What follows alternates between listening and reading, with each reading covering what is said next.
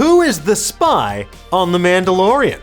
Welcome back to Nerdist News. I'm Dan Casey, and today we're delving into the latest episode of The Mandalorian. Titled The Spies, it was full of battles, betrayals, and a surprising amount of bot stuff. Yes. And as the episode's title suggests, there is a spy or two in our hero's midst. So who could it be? Do we have a spy? Well, we've got a theory and we'll break it all down for you in just a moment. Now, if you prefer to read all about it, we've got you covered over on Nerdist.com with Michael Walsh's article. But to talk about this in detail, we have to spoil what happened. So if you don't want to get spoiled, leave now, unless... Wait, do you want spoilers? Yes. No, this is not a good idea. Come on.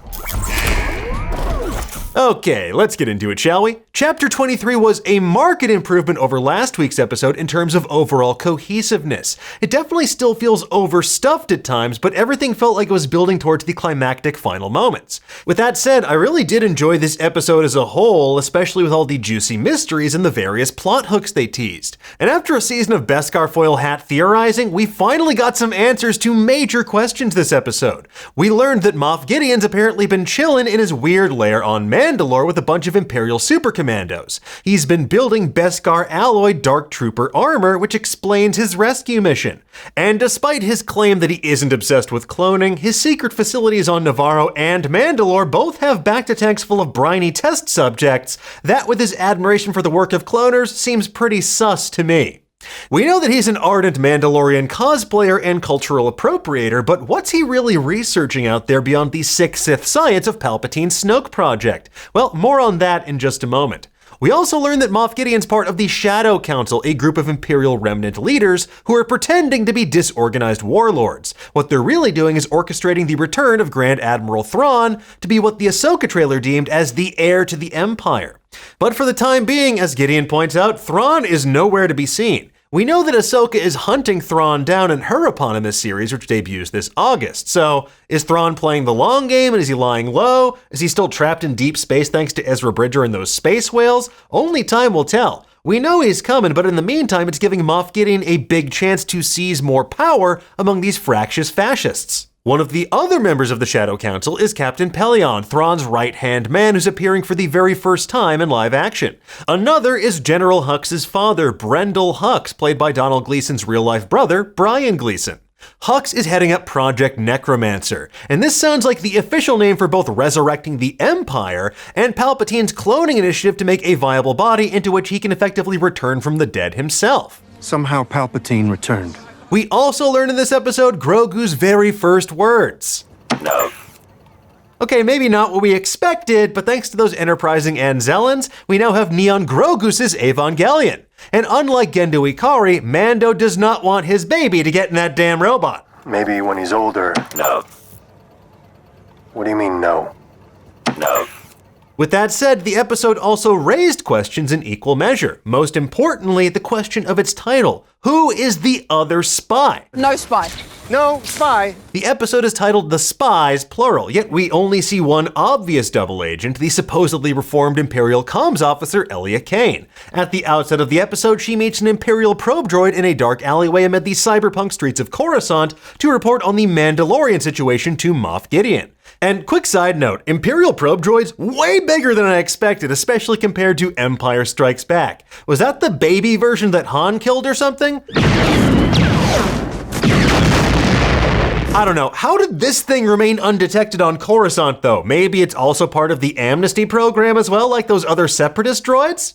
But back to the matter at hand. Elia Kane is only one spy, and considering the amount of betrayals and backstabbing that happens in this episode, she can't be the only informant that Gideon has snitching on Mando movements. Did we make contact with a spy or not? So, who's the spy? I'm the spy. No, Hux, not you. In our opinion, there's only one viable candidate for who this Mandalorian mole could be, and it's someone that you might never expect. Folks, I'm talking about the Armorer. I knew it! No, you did not.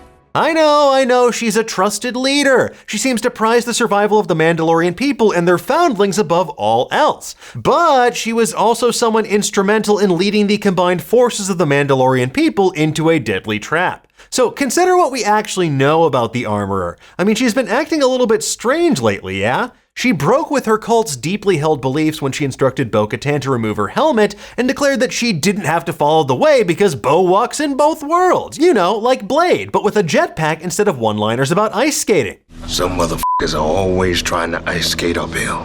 And it turned out to be the most elegant solution possible for Moff Gideon's Mandalorian problem, because Bo-Katan is uniquely positioned to be the only person able to unite these scattered Mandalorian people. And thanks to an assist from Din's disdain for the Darksaber, Bo was able to unite the clans and lead the Mandos like lambs to the slaughter. Thank you for gathering the Mandalorians into one place. But let's take things back a step even further. There was this prevailing notion that Mandalore could no longer support life, or that it was a cursed place following the Purge. When the Armorer tells Din the only way to atone for his sins is to bathe in the living waters beneath Mandalore, it feels like an impossible task, something you wouldn't be able to accomplish. So maybe this was to discourage Din from actually going there, and maybe discovering Moff Gideon's massive Imperial base. Of course, Din and Bo-Katan proved the planet is in fact inhabitable, which threw a major wrench in their plan. So if the Mandalorians aren't going to avoid their homeworld, what's the next best option? Get them all in one place and lead them into a giant trap. And who can lead all these people? Bo-Katan. That's why the Armorer decides to manipulate her in her newfound belief in the Mandalorian myths. When Bo made her big inspirational speech on Navarro and we got that kind of I am Spartacus moment, the biggest surprise of all joining the advanced scouting party was the Armorer herself. Typically, she doesn't really participate in any of these away missions. Her place has usually been leading the covert from wherever they're hiding out. And as Michael Walsh pointed out on Nerdist.com, there's a great explanation for this. The Armorer is a living chronicle of Mandalorian history and culture. If she were to die rescuing some kid from a big-ass bird, or fighting Gorian Shard's pirate crew, the Mandalorians would lose a major lifeline to their culture. It's to the point the Armorer volunteering to come with surprised even Bo-Katan herself. But the biggest red flag of all is when the Armorer conveniently excuses herself to take the wounded back to the fleet right before the Empire's arrival. The moment is expertly edited to make you think that she's going to emerge from the Mandalorian atmosphere, which conveniently jams comm satellites, and finds the fleet completely destroyed by Gideon's reinforcements. And that could still happen, but mostly it seems like she was trying to give herself an alibi and be conveniently off-planet when Gideon sprang his trap. So why spend so much time building this palpable sense of dread only to leave us hanging? To emphasize the importance of the Armorer leaving the scene of the crime, and to really drill down that she was in on it the whole time. And I mean, come on folks, she is the Armorer. She's someone who forges all of the Mandalorian armor and weapons, and she's someone with a deep connection and passion to Mandalorian culture. You think she'd want to be there when they see and possibly ignite the Great Forge for the first time in a generation. So why would the Armorer be working for Moff Gideon of all people? Well, maybe in her eyes he actually was the Mandalore after Bo-Katan surrendered to him as she admitted during dinner. Or maybe she struck a separate deal with him to spare their cult in exchange for working with the Empire on an ongoing basis. The Armorer leads the Children of the Watch. They are a cult of Mandalorian fundamentalists who survived by hiding out on the moon of Concordia. The Children of the Watch's hardline adherence to the Creed made deep divisions among the Mandalorian people and kept them fractured. That's something that would only help the Empire in their quest to rebuild and eliminate a powerful force that could stand against them. Now, we know the Children of the Watch are an offshoot of Death Watch. Death Watch was a Mandalorian terrorist group that was absorbed into Darth Maul's Shadow Collective. And while Death Watch ultimately splintered even further by joining the Mandalorian Resistance under Bo-Katan's leadership, others remained loyal to Maul and the Shadow Collective to the bitter end. Given the horns on the Armorer's helmet, which evokes Gar Saxon's Mando helmet and Maul's own Dathomirian biology, she could be someone with deep connections to Maul loyalists. And also consider for a moment who else is rocking horns on his helmet this episode. Folks, Moff Gideon, that's who. So with all of that in mind, who could the Armorer actually be? Well, she could be someone we haven't met before, but given Dave Filoni's passion for bringing back Clone Wars characters in new contexts, it could potentially be someone like Rook Kast.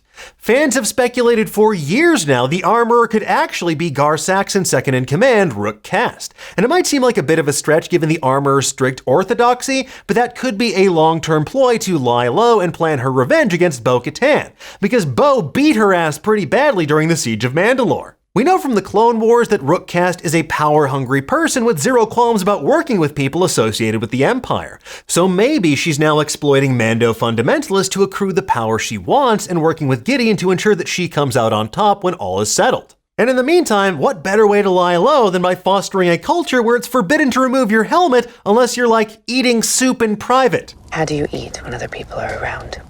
You don't. Now, regardless of who the armorer actually is, it's clear that she's at least working with the Mando-obsessed Gideon for the time being. As for what consequences she may face next week, only time will tell. But if she is the spy, this is definitely not the way. No. But thanks to Paz Vizsla being an absolute giga-chad with a Gatling gun, Bo and many other Mandos did manage to escape. But with Din and Moff Gideon's Mit Gideons, we're set up for a wild reversal of the Season 2 finale next week. So does this mean we'll see Mecha Grogu force choke his way through the base? Yes. Will he feel even remotely guilty about it? No. Will he 3v1 those Praetorian guards? Yes. I sure hope so. Anyway, folks, there you have it. That's our best theory for who the other spy could actually be. We'll have plenty of other deep dives for you in the days ahead over on Nerdist, but for now, tell us, what did you think of this episode? Who do you think the spy could be? Tell him we found our spy.